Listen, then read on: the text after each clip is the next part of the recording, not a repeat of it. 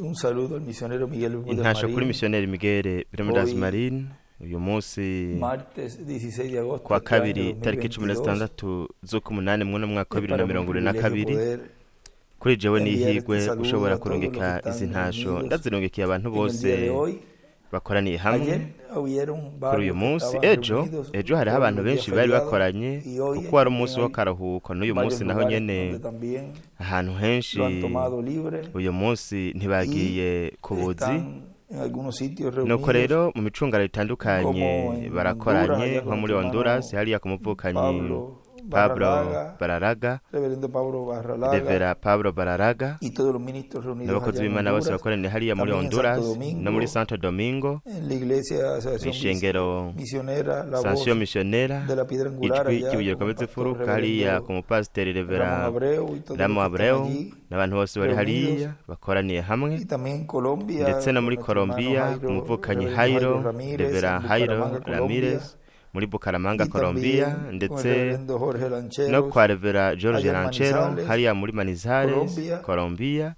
y también todos allí ndetse presentes, y n'abandi bose también bari hariya ndetse en el norte de Torreón no mu con el buraruko bwa reverendo Toreo Joel kwa Álvarez y Revera todos los que Joel están Alvarez allá, n'abantu bose bari y todos los que hariya están en los n'abandi diferentes bose sitios, bari mu micungano que de seguro la itandukanye mu lista es by'ukuri larguísima, y urutonde ni algunos rurerure que quizás cyane hariho n'abandi desean kumbure que bipfuza les ko envíe también un saludo. nabo nyene Todos nobarungikira ustedes están intasho incluidos mwebwe siempre mwese buri en los gihe saludos, aunque mwaba no muri los mu menciono, ntasho nubwo ntabavuga pero están también ariko ahí namwe nyene incluidos muba murimwo en esos saludos muri izi que con ntasho mucho amor y mucho cariño ndungikana urukundo lo hago rwinshi de no todo kwicisha corazón bugufi ndabikora desde ndabikuye acá, ku mutima ndi desde la ngaha Carpa Catedral mw'ihema en nini Calle Carpa Puerto Rico, Catedral Kaye de Puerto Rico parte mu de toda izina la congregación de aquí de ry'urushengero Calle rwose rwo y de ngaha este muri Kaye servidor. hamwe O sea, n'uno siempre que les doy mushumba no kuvuga saludos a ngo ustedes, buri gihe todos los que ndabarungikiye están intasho en toda la América Latina y abari el muri mundo Amerika entero, Latine pero no ku también de isi España, yose allá ndetse no muri Gustavo, Espagne siempre hariya desea que yo Gustave le buri envíe gihe yama saludos, yipfuza los ko de nomurungikira África, intasho los de muri Holanda, Afurika bo muri Suiza, Oranje Suisse Estados Unidos, leta zunze todo el ubumwe lugar, Canadá, n'ahantu hose Canada y las islas, hamwe no muri y las Siriha vírgenes no también, muri Virgene naho nyene Aruba, y Aruba todos los lugares. ahantu Esos hose saludos que yo les izi envío van ntasho de parte, no ndabarungikira tan solo mía, sino de ntizipfa kuri parte jewe jenyene del ahubwo pueblo aquí de ziba Calley, ziri ku Puerto izina Rico. ry'urushengero rwose Un rwahakaye pueblo que Puerto Rico está n'abantu bien unido, bunze brazo a ubumwe brazo, bafatanye mu en esta nda gran labor muri que ha kino gikorwa comenzado el gikomeye Señor cyane cyatanguwe desde la década n'umwami del 70 uhereye mu za y han mirongo indwi permanecido kandi fieles bagomye al bagororotse ministerio y a la palabra bagororokeye ubukozi que hamwe Dios n'ijambo ha Imana estado desarrollando en este tiempo yamye final, ikora en muri este iki gihe cya entrelace nyuma muri uku dispensacional. kubisikanya Es un kw'ibiringo pueblo ni hanga como n'abantu ustedes, bameze un pueblo nk'amwe con percepción abantu bafise profética, umwihwezo un pueblo wa gihanuzi n'abantu que ha comenzado batanguye para llegar, kugira no ha ngo comenzado para quedarse a bazoshike mitad, ntabwo ha batanguye ngo comenzado para bagarukire llegar hagati y batanguye ha kugira ngo comenzado bashike kandi y en esta baratanguye trayectoria kandi muri runo en donde rugendo hemos aho tenido diferentes twagize etapas, ahora intambuko nos encontramos zitandukanye todos ubu twese en esta etapa twisanze final, muri ino ntambuko ya aquí nyuma ya para entrar a la aha tierra prometida. kugira ngo twinjire mu Nos gihugu sentamos a la cy'isezerano par ni con ukuvuga ustedes. ngo turi kumwe namwe Y turafatanije siempre los saludos, ellos kandi buri están gihe mu dentro de esos ntasho saludos, baba bari muri izi porque ntasho nyene esta kuko congregación y este runo servidor rushengero vive hamwe agradecido n'uno y está mushumba siempre agradecido tubayeho a buri gihe todo lo tubayeho que dushima ustedes dukenguruka han ibintu estado byose haciendo por todos estos mwamye años en mukora muri favor ino de la myaka obra del yose Señor, no tan mukora solo ku en sus gihugu lugares, c'umwami atari mw'ivyo no bibanza también en gusa los diferentes ndetse países no que mu bihugu ayudan, sino bitandukanye también en la obra bifasha aquí ariko en kandi no Puerto mu Rico gikorwa y ngaha en Puerto esta Rico obra final no muri que es kino la gikorwa ca construcción de la nyuma Gran Carpa Catedral. ariko kubaka El kw'ihema nini pueblo Carpa de Calley Catedral está muy ihanga rya agradecido Kayeye a todos rirashima ustedes por rirakengurukira todo el mwebwe respaldo que le mwese han ku estado dando a la bw'intererano obra mwamye acá mutanga en Puerto mushigikira Rico, igikorwa co ngaha Kaye Puerto obra Rico que igikorwa está ya en sus últimos detalles, aunque ya la kigeze carpa mu está duce twa nyuma terminada y n'ubwo se está ihema usando, ryaheze ririko faltan rirakorerwamwo algunos detalles, harasigaye utuntu tumwe tumwe pero sabemos que esa ariko obra turazi yuko ico va a llegar un gikorwa momento en hazogera donde igihe Dios ubwo Imana estará izoba usándola ya en iriko esa parte, en irarikoresha etapa muri ico gice muri iyo de la ntambuko visión que le fue mostrada al y'iyerekwa reverendo rya William rindi ryerekwa Revera William que Branham fue vista allí aho ngaho una serie de yabonye eventos ibintu byinshi y cane una serie ndetse de movimientos que se yanabonye estaban ibintu realizando byinshi como byariko filas de biraba oraciones, nk'umurongo w'amasengesho predicación, kuvuga llamamientos, o ubutumwa sea, guhamagara había abantu acción no kuvuga ngo en hariho lo que se estaba ibikorwa llevando a cabo hari ibikorwa byariko allí en ese biraba lugar. bibera muri ico Pero kibanza antes de eso, estamos viendo ariko como imbere Dios yaho ya, turiko turabona a ingene medida Imana que ha comenzado uko las hatanguye actividades bajo ibikorane carpa, vyo mu hemos visto ihema como Dios ha twarabonye estado ingene usando Imana yamye progresivamente, igendera como akoresha nos bukebuke fue dicho por él, nk'uko twari nuestro hermano twarabibwiwe William, na que William ko todo iba a ser en una byose forma bizoba progresiva. mu buryo Y bugenda como Dios ha burakurikirana estado obrando ingene Imana en una rero forma yagiye progresiva y ha irakora mu estado buryo bugenda usando burakurikirana este lugar de la Gran Carpa igakoresha kino Catedral kibanza c'ihema nini en Carpa una Cathedral manera mu buryo progresiva bugenda hasta que buraguka vayamos bukura a ver kugeza ya el igihe cumplimiento tuzobona pleno de lo que ugushitswa le mu fue mostrado mwuzuro al reverendo William Branham. kw'ivyeretswe Revera Todo William empieza Branham siempre byose buri gihe muy bitangura sencillo, en forma sencilla, biciye bugufi mu buryo hasta que buciye llega esa bugufi parte culminante, kugeza hageze la ico cual le gice fue mostrada al gisozera reverendo William arico Branham, ceretswe Revera William Branham kandi para obtener kugira ngo todo eso turonke que ibyo byose hemos podido obtener para lograr llegar hasta twashoboye aquí, han kuronka sido kugira ustedes ngo tugere lo no que ngaha brazo a brazo con sus bamye ari congregaciones, mwebwe ministros con mwunze sus ubumwe congregaciones, n'amashengero yanyu han mwebwe estado abakozi b'Imana ayudando n'amashengero tanto en yanyu nimwe oración como mwagiye aportación murafasha para haba mu masengesho no mu llegar a tener ntererano ahora kugira ngo esta dushobore kuronka ubu hermosa carpa, este rino hermoso hema ryiza auditorio, cyane no nyubako carpa, nziza gran carpa cyane catedral, ihema nini Carpa Cathedral construida para la gloria y ryubatswe honra del ku Señor. bw'icubahiro Así que n'ikuzo a ry'umwami veces no nuko rero menciono al pueblo de Cayey, akenshi pero sinigera mvuga quiero abantu bo muri Kayeyi ariko recordarles que nashaka siempre kubibutsa en yuko mis saludos mu ntasho va ndabaha siempre los buri saludos gihe de haba toda harimwo una n'intasho congregación que les z'urushengero ama rwose a todos rubakunda ustedes en amor mwebwe divino mwese mu y rukundo espero muy rw'Imana pronto estar todos kandi juntos vuba cyane para turiteze nunca kuzoba jamás turi kumwe twebwe separarnos twese del kugira uno ngo ntituze del twongere otro, porque gutandukana hemos salido de umuntu na Dios, mugenzi we kuko twavuye ku pertenecemos a Mana Dios y turaba hacia ku Él Mana es que kandi vamos. turiko dusubira ku Así Mana que, nyene nuko agarrados de rero las promesas de Dios que mugumbire Él isezerano tiene para este ry'Imana tiempo, Imana ifise muri kino sigamos gihe adelante tubandanye tuja sin imbere desmayar. tudacitse intege Recuerden mwibuke que hay una promesa yuko hari que isezerano Dios Imana estará cumpliendo muy izoshitsa pronto, vuba la cual cane es la ariryo resurrección ari umuzuko y la transformación hamwe no de guhindurwa nuestros cuerpos. kw'imibiri yacu Pero recuerden ariko mwibuke que para eso hay que tener yuko arico gituma una llave. ari Así como la ukugira tuvo Pedro allí, urufunguruzo nk'uko Petero yari que arufise abrió hariya yuguruye ya la yuguruye dispensación de la ikiringo gracia, c'ubuntu habrá una llave hazoba que urufunguruzo tendrán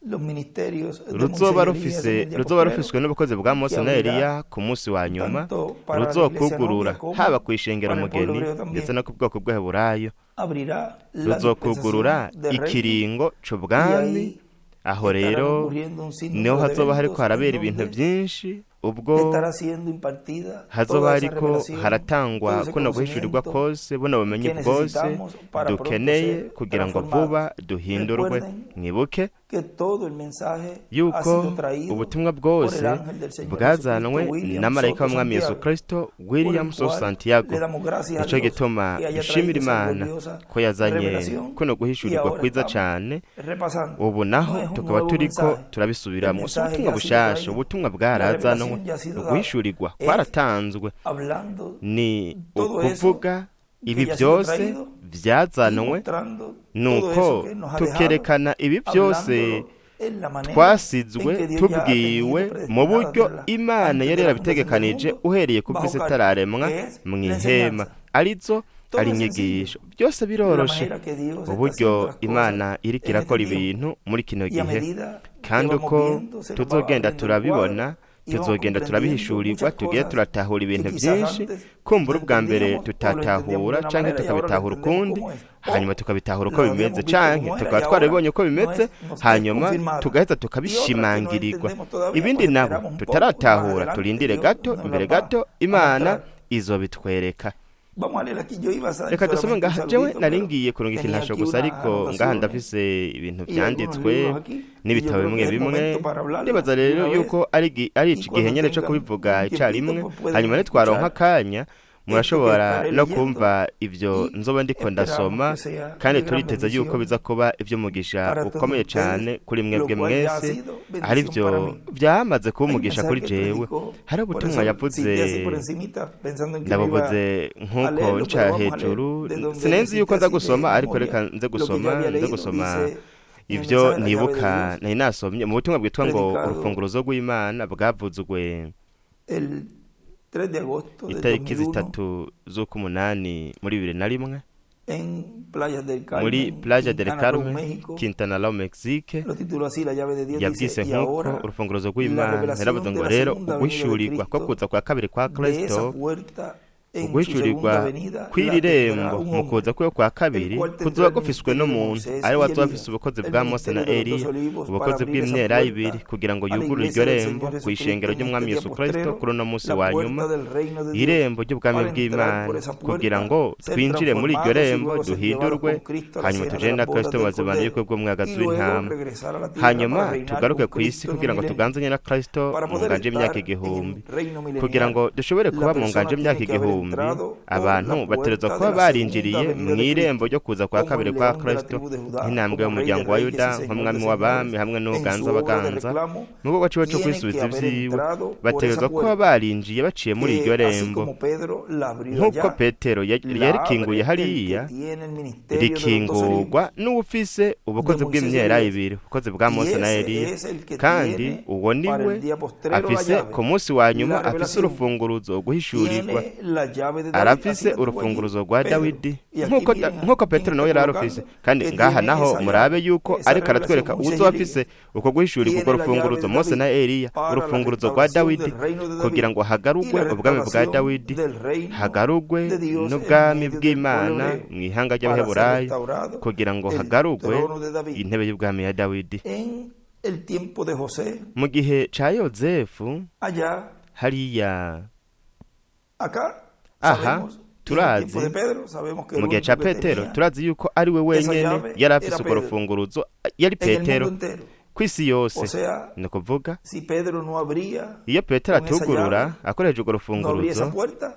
ntiyugurure no iryo se podía rembo pasar ntibari gushobora por esa puerta, kubandanya ngo bace muri iryo que rembo era ariryo Cristo en su primera ryari venida. Kristo mu kuza kwiwe kwa mbere Y en su segunda venida, mu kuza kwiwe kwa kabiri naho si Moisés y Elías, esos Mose na ministerios no Eliya abren ubukozi bwabo esa revelación con esa budakinguye llave, uko guhishurirwa n'urwo no se puede rufunguruzo pasar, ntabwo no se puede entrar abantu boshobora al milenio, kugenda como ngo dice binjire mu allí. No se kivumbi puede entrar nk'uko a la bivugwa hariya transformación, no se puede entrar al ntiboshobora rapto, a la kuja mu cena de las bodas del guhindurwa Cordero, y mu todo lo kunyakurwa que hay mu zibana detrás bw'umwagazi de esa w'intama puerta. n'ibintu byose biri inyuma En el y'iryo tiempo de rembo José, mu gihe ca Yozefu era un tiempo cari igihe en donde aho ocurrieron habaye urukurikirane de eventos en la vida rw'ibintu de byinshi José, mu buzima bwa las Yozefu cuales vinieron a ser tipo y figura aribyo byahindutse de biba lo que ishusho Dios n'ingero y'ivyo Imana estaría realizando izoba en iriko su irakora primera venida y mu también kuza en su kwa mbere segunda venida. ndetse no mu kuza José kwa es un kabiri tipo perfecto Yozefu de ni urugero Cristo. rutunganye rwa Kristo Y dice, vamos a leer aquí kandi yaravuze reka dusome un hano extracto del umurongo mensaje de Israel w'ubutumwa en bwitwa ngo Egipto, de Isirayeli muri este Egiputa libro, este muri iki compendio, gitabo página muri 20, kino 28 gitabo ku abajo, rupapuro dice, rwa 28 hepfo haravuga ngo no podía ya José contenerse Yozefu ntiyari delante de gushobora todos los que estaban kwihisha al lado imbere y'abo suyo, bose bari bari imbere clamó, yiwe haced arasemerera salir de conmigo a ati todos. nimusohore Y no abo quedó bantu nadie bose con nta él. n'umwe yasigaye ari kumwe nawe Eso está ivyo en Génesis, biri mu itanguriro en el capítulo 41, mu gice ca 41 45. Vamos a 45 ver porque aquí, reka tuharabe kuko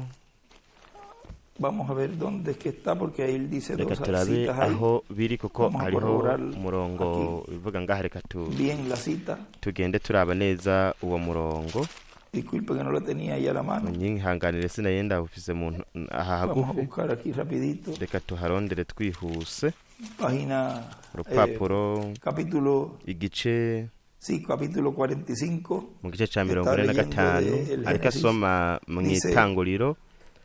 yaravuze ngo no podía ya José maze contenerse Yozefu delante de ntiyabigishobora todos los que kwiyumanganya estaban imbere al y'abo lado suyo, y bahagararanye clamó, bose haca avuga haced n'ijwi salir riranga de ati conmigo a todos. nimuteramure Y no abantu quedó nadie bose con él. nuko ntihagira Al uwundi darse a muntu n'umwe conocer asigarana José na a sus Yozefu hermanos, igihe yibarira bene se Marona dice los que le habían buranamu rechazado. avuga ngo abari Y dice bamwanse Marona, ahora, buranamu aca aravuga ati solo rero un momento gusa antes de que akanya nos gato vayamos, imbere y'uko José, tubandanya después de Yozefu todos esos años, nyuma y'ino había myaka estado allí. yose iyo yari Allí se amaze ngaho levantó una hambruna aho en la tierra. habaye amapfa Y muri él, ico gihugu nawe moviéndose, nawe El pobre y pequeño José aragendagenda se wa había wundi yozefu convertido aciye en el bugufi hombre de la yari dieta. yahindutse umuntu Y akomeye aquí cyane mu sus bwami hermanos, quienes aha lo rero habían bene se vendido, abari él vio una bamugurishije visión de ellos viniendo yabonye y iyerekwa inclinándose ryabo ante él, baza y ellos lo kumwunamira llamaron un soñador kandi y uno que bamwita veía visiones, karosi y umuntu yagira trataron de amayerekwa matarlo, bagerageza no tan justo kumwica así como ellos. neza Jesús les neza nk'uko yari predijo a esos umugororotsi wewe nk'uko judíos yari lo que umugororotsi ellos yesu eran yavuze y kwa lo ba que bayuda ellos bavuga habían uko bari hecho bameze y lo n'ibyo que bari serían. bakoze n'uko Acerca del bazoba bameze maestro de la casa, ku bijanye cómo es n'umwenye que él n'urugo envió a su ingene propio yarungitse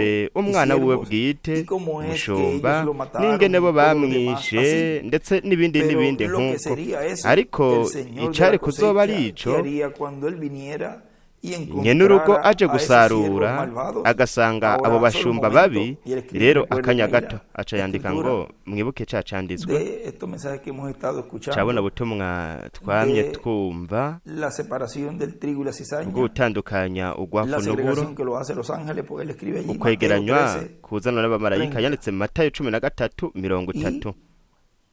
Y recuerden kandi mwibuke